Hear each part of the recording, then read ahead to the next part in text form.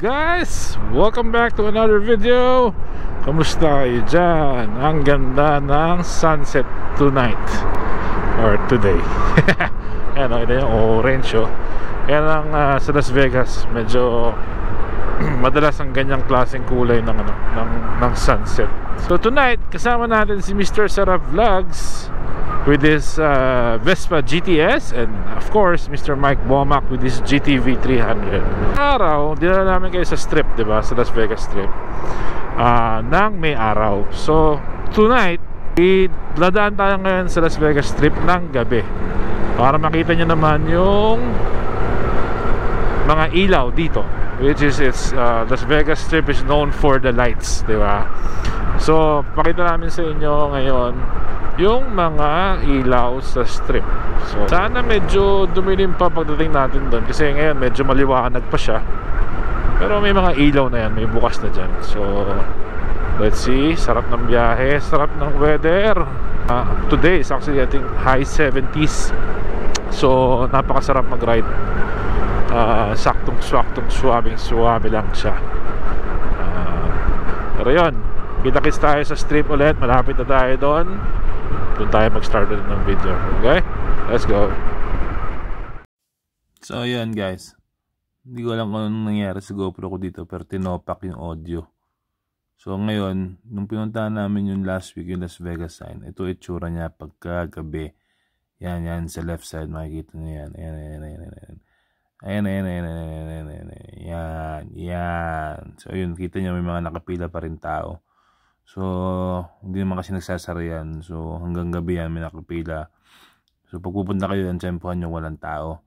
Alright, yan, magiging okay na ulit yung audio natin. Mandalay, medyo maliwanag pa eh. Yung kulay ng Mandalay hindi ganun ka hindi tulad ng mga MGM ganyan, pero ayan siya.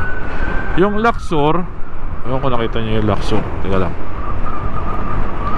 Itong Luxor, itong pyramid na to, patay pa yung ilaw, pero may ilaw yan sa tuktok na noong una, okay, alam ko kasi binawasan na yan eh. Noong una, abot siya or kita siya sa moon or somewhere, basta kita siya sa taas. Kung nasa moon ka, makikita mo yung sinag ng ilaw ng Luxor. Pero I think binawasan nila na yung intensity ng power. Hindi ko alam kung magsisave ng energy or what, pero noong una ganun kalakas yan. Makikita nyo yan dyan. Sunday ngayon, sana hindi ganun ka-traffic. For sure kahapon for sure kahapon is ma-traffic dito lalo weekend. Pero yun, ito naman yung Excalibur, yan, parang Disneyland naman siya. So yung mga medieval times, yan ang theme ng hotel na yan. May show dyan, yung Tournament of Kings. So yung mga nakasakay sa kabayo na naglalaban, yan, meron yan dyan. Kasi ito naman yung New York. Ayan, si Statue of Liberty. Ayan yung replica ng New York.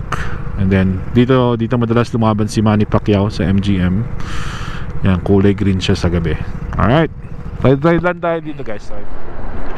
So dito naman tayo sa right side. Okay, makikita nyo dyan yung M&M World. So sa loob nyan, iba't ibang kulay ng M&M. Lahat ng kulay na may imagine mo ng M&M meron dyan. So may mga souvenirs ng M&M, t-shirts, lahat mga souvenirs. Pero yan siya.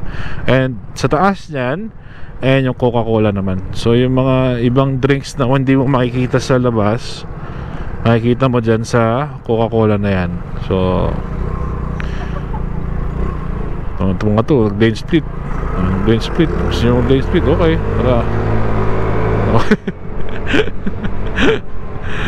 Gusto mauna sa pila, nakikita nyo yung maluba. Uy, sarap ng suspension, not bad. Okay guys, anong pinapalit nyo suspension sa mga Vespa ninyo? Comment down below naman. All-ins ba, BGM ba, B-tubo, at saka harap lang ba pinapalitan nyo o pati likod? So comment down below kung anong suspension ang okay para sa Vespa. Pero yan, laking TV Again, sa mga lumang subscriber natin, nadaan ko na kayo dito. Ngayon, sa mga bago, nadaan ko ulit kayo na naka-Vespa naman. So, para may iba-iba naman tayo. Diba? May emergency. Mas maganda talaga to. Mas appreciate mo tong Vegas sa gabi. Sana hindi natin madaanan yung ano.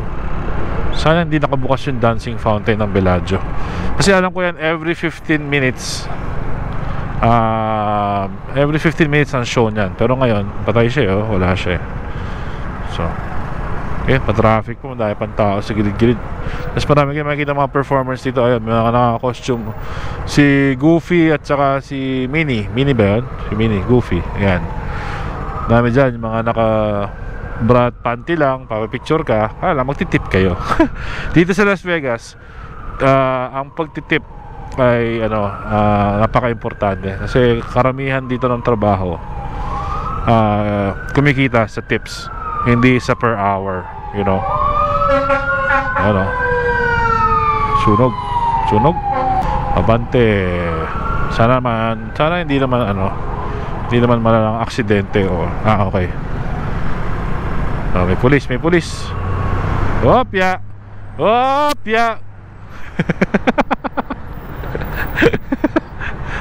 May pulis ka, kaya sabi ko, opya. What happened? Ano nangyari?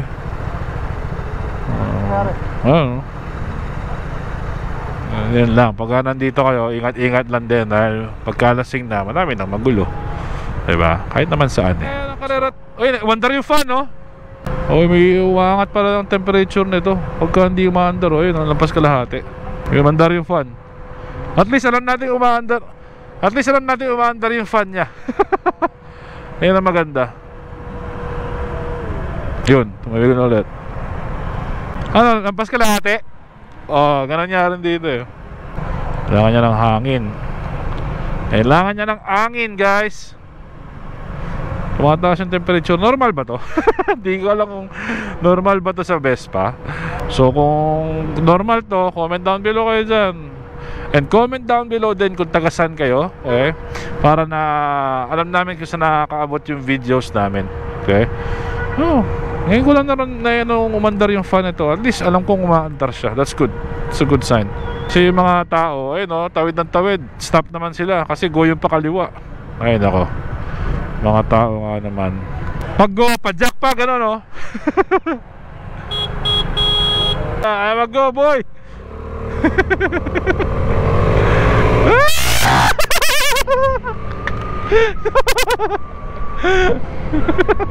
Sibak tayo, guys. Stoplight to stoplight. Sana bumaba na yung temperature. Bumaba yan, makahanginan. Oo, dapat bumaba siya. Pero normal ba yun? Hanggang saan ba ang ano na to? Hanggang saan ang normal na itong temperature? Kasi sa kotse usually kalahati lang. So, woy, natawan tayo ni Mr. Sarap, guys.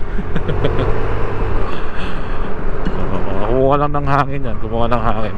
Yun, bumaba na yung temperature ng konti.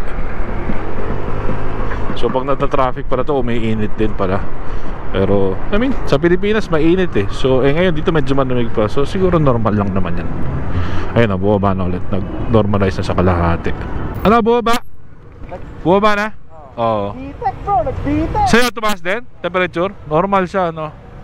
Dalawa na lang natirang bar. Yeah. Sarap. Kuha na sa'yo kasi. Ha? Kunin na natin yung GTV. Pick upin ko. Ha? Bakit?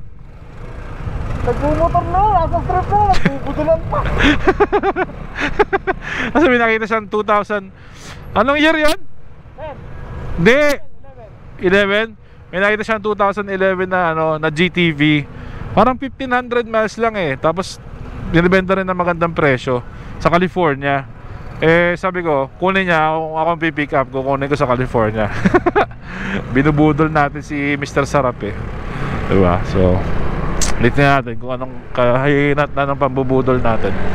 Dito, mga advertisement dito. Ayan, o. Truck siya na kino-convert na lalagyan ng mga LED. So, nagda-drive lang siya sa strip ng mabagal, sobrang bagal. Ayan, o. para makita siya ng mga tao. So diretso ba tayo? Kaliwa na? Ito alam eh. Ito tayo. Kaya mo kumaliwa? Sige, kaliwa tayo. Pasok yan ko. Ay.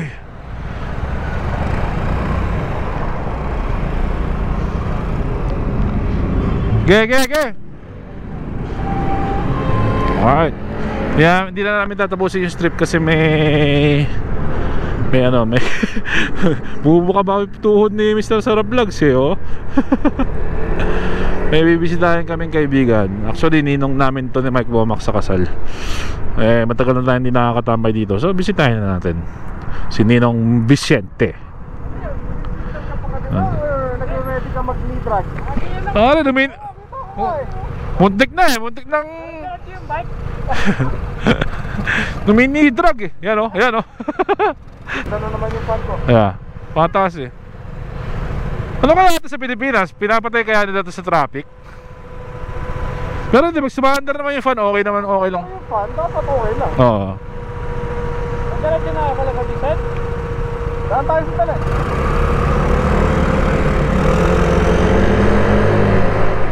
Mga kung normal itong nangyayari sa Vespa, ito yung mga ito yung mga baguang mga newbie sa Vespa eh. Nag-iisip-isip tungkol sa temperature eh, kasi di ba? Pero yun nga, umaandar naman yung fan. So okay naman siya. Kayo, anong nagustuhan nyo? Kung Vespa owner kayo, anong nagustuhan nyo sa Vespa nyo? Di ba? Kasi ako, nung una, talagang hindi ko siya masyadong napapansin until ma-ride ko to. Diba? At saka kung yung mga old school na Vespa, yung mga decambio dito, gusto kong makatry nun. Hindi pa ako nakatry ng gano'n eh. Foot brake pa siya. Tapos yung clutch, tapos gano'n. Yung clutch, tapos gano'n yung cambio nun. Never pa ako nakatry nun. Sana magkaroon ng chance makatry tayo ng gano'ng klaseng Vespa. So itong dinadaanan namin, Spring Mountain to. Ito yung pinaka Chinatown dito sa area. Kumbaga ito yung pinaka Binondo namin dito. Mamaya banda dyan, pakita ko sa inyo kung bakit. Siya yung pinaka Chinatown namin. Dito tayo sa may Chinatown. Ayun, nakita niyo yung mga establishment, di ba? So itong buong hilera na to, nandito yung mga madaming Chinese restaurant. Actually halo-halo naman ang restaurant, pero yung mga groceries ng Asian, nandito lahat. So pero may isa pa silang binubuong parang second China or new Chinatown kuno, bandang south side naman. So nandun na nagsisibulan dun yung mga restaurants, yung mga bobahan, milk tea, and dun yung dun sila naglalagay ng mga ganun ngayon. Kahit ako sa inyo yung mismong Chinatown, Arco. May Arco yan. Ito, to. So ito guys, ayan o, kita nyo yung Arco. Yan yung Arco ng Chinatown.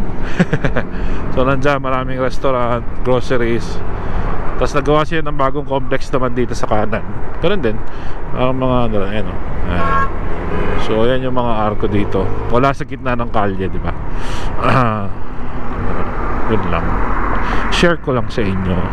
So yun, kita-kits tayo mamaya doon kay Kuya Vincent. Dalawin lang natin siya. Ninong, shout out sa'yo. Kumusta ka naman dyan?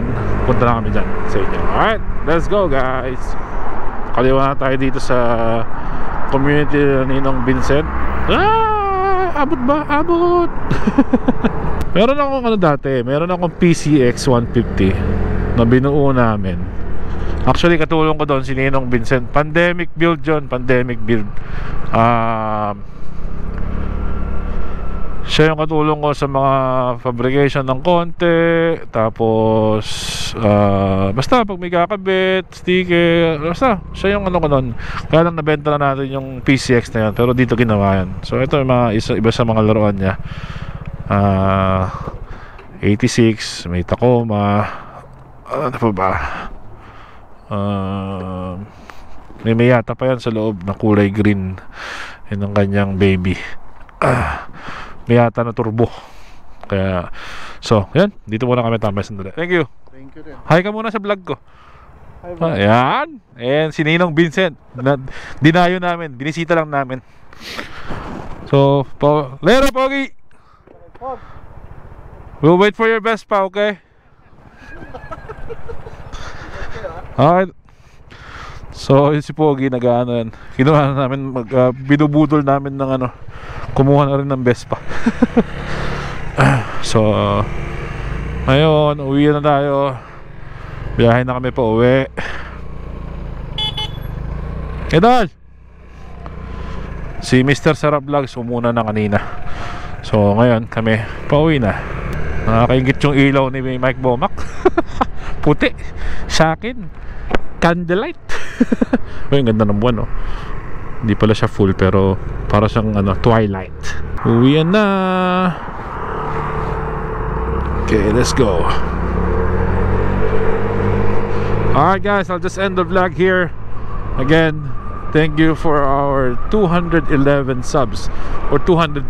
Last time I checked is 210, but or 211, something like that. Pero yun, shout out sa inyong lahat. Salamat sa panonood. And sana wag kayong magsawa. And i-share nyo pa to sa mga kaibigan nyo. Alright? Ingat kayo dyan guys and enjoy. Let's go.